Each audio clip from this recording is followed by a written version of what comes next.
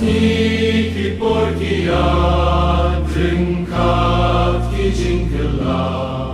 jingsta birthday kalaroistet shisha apeng bun ki jingla lembar utrei dombor jingim kibri uya leban syukur oban syukur jing maham yang ikalom ya jing sai ngim dei banta tongin sumario bangilong syarat palata trai jesu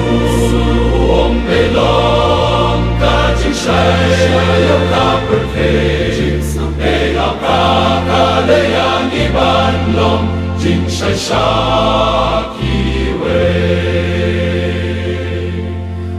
Usai thanu yai ale bantap jing sai jong ni kathaduh bangim sngewtynnad sngeww bit bad sngeww biang haka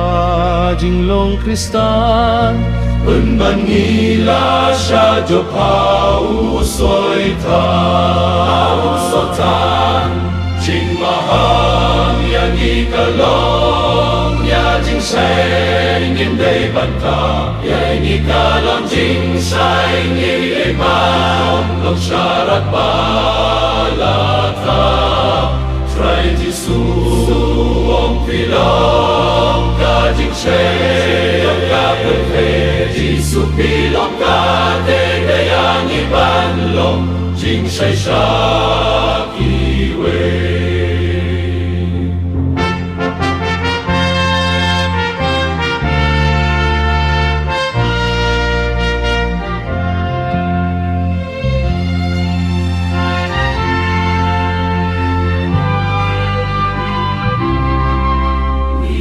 Ilong budu try kikun jong ka jing shai hap ting jing dung ilong Kane ka jing shai